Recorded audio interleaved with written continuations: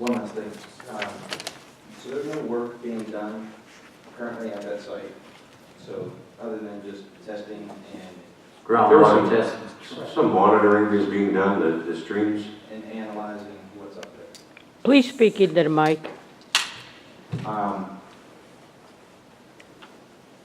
What happens, you know, if you do, you know, did you say once we start digging in there, that we technically own it?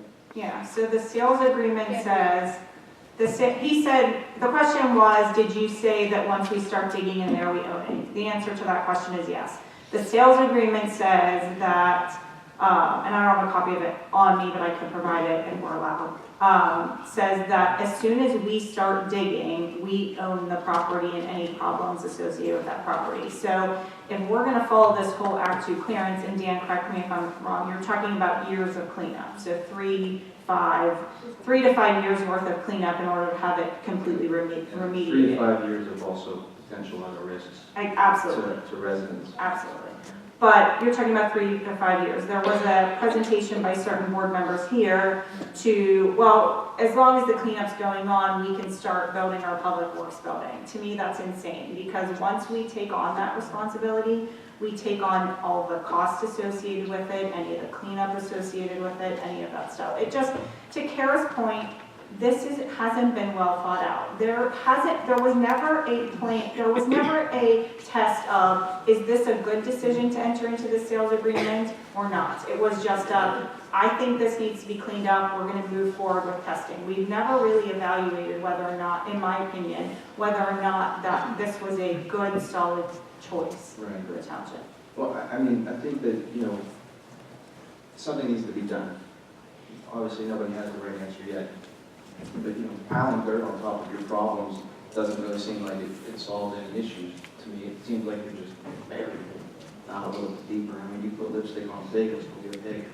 That's just the way things go. I mean, I think that, you know, that there has to be a lot of really hard science being done to let people, you know, get some faith and you know, trust that, you know, the right things are being done.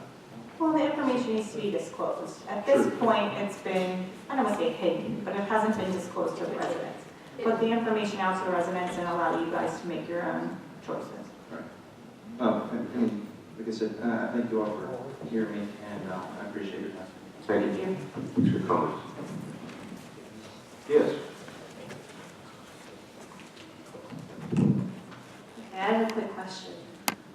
So currently, ABB is paying for the continued water monitoring, correct? No, we are. You guys are. Dan, would you address on it, or Gretchen? No, you're not familiar with it. Right, so. Dan, you can summarize it? So ABB has its own monitoring system up there where they're monitoring groundwater. And they report it monthly to the DEP. I don't know the specifics of it, but they can report to them. Okay, so if there's any kind of remediation being done, that would be done by ABB. And then they would continue that testing. Once, after that, any remediation's done, I believe there's a 5-year wait where it needs to be continued to be tested after that's done. And then once that's the case, if, you know, if that's good, if everything's clear, then the testing can cease. But if it's not, if there ends up being an issue, then that means the township's going to continue to have to pay for that, and then also have to continue to pay indefinitely for the fix, whatever that might be. Yes, so as soon as, according to the sales agreement, as soon as we dig, it's our responsibility. And you are correct in that that testing has to continue for years down the road, and if additional problem is found, it becomes the responsibility of the township.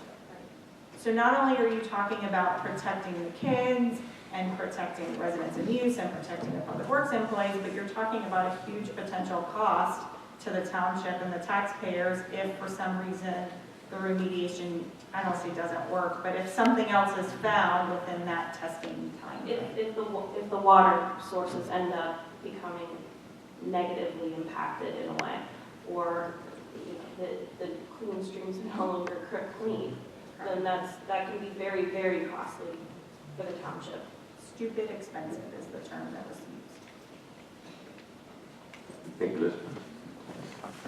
Yes, sir. Take your name and address.